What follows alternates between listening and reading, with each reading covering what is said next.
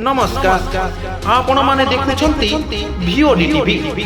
रायगड़ा जिला मुख्य चिकित्सालय ठारे जिलापाल मनोज सत्यवान महाजन सीटी स्कान व्यवस्था को उद्घाटन करिसंती।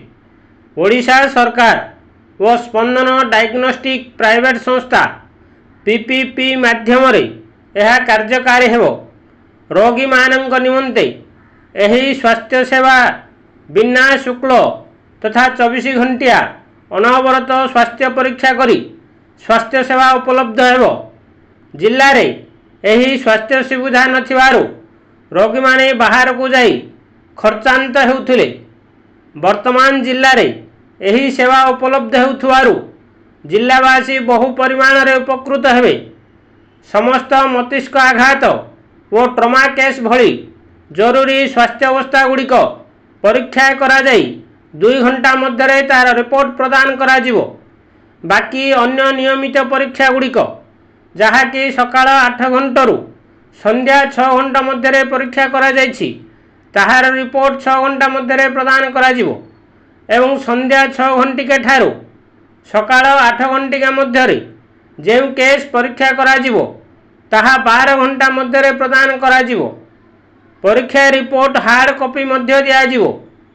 एही उद्घाटन कार्यक्रम रे रायगड़ा जिला मुख्य चिकित्सा अधिकारी तथा जन स्वास्थ्य अधिकारी डॉक्टर लाल मोहन राउतराय, जिला स्वास्थ्य मिशन रो डीपीएम राजेश्वर राय पटनायक, सीटी स्कान परिचालना पाई नियोजित वैषयिक टीम, स्पंदन डायग्नोस्टिक संस्थार कर्मकर्ता प्रमुख उपस्थित थिले। रायगड़ा रे आज हम समस्त गोटे भल कथा कि हमार डिस्ट्रिक्ट हेडक्वार्टर हॉस्पिटल रे सीटी स्कैन दिया संगे से सब मशीन ऑपरेट करने भी स्टाफ दिया। सीटी स्कैन रे हमारे जनरल रे जो सुविधा अच्छे 24/7 इमरजेंसी पाई दिया और जनरली डे टाइम रे समस्त को सुविधा दिया। और सीटी स्कैन मशीन सारे जो स्टाफ दरकार पड़े रेडियोलॉजिस्ट दरकार पड़े डिपार्टमेंट तरफ सिस्टम भी डेवलप हो कि से सब रिपोर्ट ऑनलाइन पड़े और से देखिए इमिडिएटली आम ओपिनियन पठेब ये सुविधा है। तो ये भल कथा आम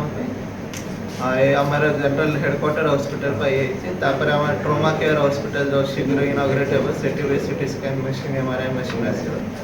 तो ये रायगड़ा डिस्ट्रिक्ट मेडिकल रे जो सुविधा अच्छे से भल करने एक बड़ पदक्षेप और मुझे चाहूँगी कि समस्त जिते भी रायगड़ावासी अच्छे से उपकृत थे पड़े पूरा हमारा लंबेरी विलेज गोरखपुर जिले जो झाड़ा रायगड़ा जोगेश्वर दास रिपोर्ट भिओडी टीवी।